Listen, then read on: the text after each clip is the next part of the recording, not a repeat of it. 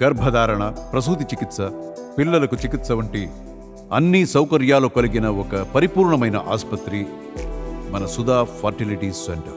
ఏపీలో అధికారంలో ఉన్న టీడీపీ ప్రభుత్వం మహిళలకు వరుస శుభవార్తలను అందిస్తోంది.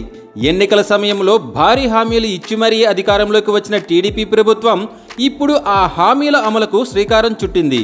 ఇప్పటికే మెగా డిఎస్సి, పెన్షన్ పెంపు వంటి హామీలపై సీఎం చంద్రబాబు సంతకాలు చేయడం జరిగింది.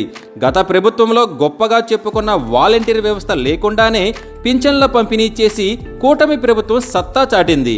వాలంటీర్లు లేకపోతే పెన్షన్ల పంపిణీ ఎలా జరుగుతుందో అని అందరూ ఆందోళన చెందిన వేళ కూటమి ప్రభుత్వం వ్యూహాత్మకంగా వ్యవహరించి పింఛన్ల పంపిణీ చేసి చూపించింది. ఆగస్టు 15 నుంచి మహిళలకు ఉచిత ఆర్టీసీ బస్సు ప్రయాణాన్ని అందించబోతున్నామని ప్రకటించినప్పటికీ దానిపై విధి విధానాలు పూర్తి కాకపోవడంతో ఈ హామీ అమలు వాయిదా వేయడం జరిగింది. ఆడబిడ్డ నిధి పథకం అమలుకు ఎన్డీఏ సర్కార్ శ్రీకారం చుట్టబోతోంది. మహిళలకు నెలకు 1500 రూపాయలు ఇచ్చే పథకాన్ని త్వరలోనే ప్రారంభించే అవకాశం ఉందని ప్రభుత్వ వర్గాలు తెలిపాయి. దీనికి కావలసిన అర్హతలు త్వరలోనే విడుదల చేయనున్నారు. రాష్ట్రంలో 18 సంవత్సరాలు దాటిన ప్రతి మహిళకు నెలకు 1500 రూపాయలు ఇస్తామని కూటమి ప్రభుత్వం ఎన్నికల హామీ ఇచ్చింది. ఆ హామీని నెరవేర్చేందుకు చంద్రబాబు ప్రభుత్వం సన్నద్ధం అవుతోంది.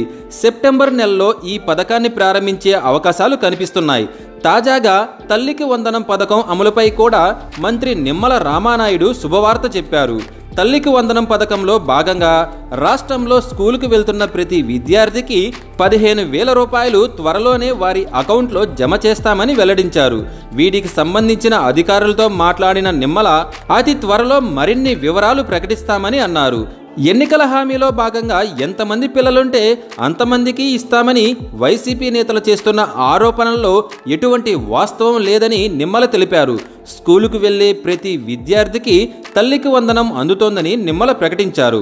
ఎన్నికల్లో ప్రకటించిన అన్ని హామీలను ఒక్కొక్కటిగా నెరవేరుస్తామని ఆయన హామీ ఇచ్చారు.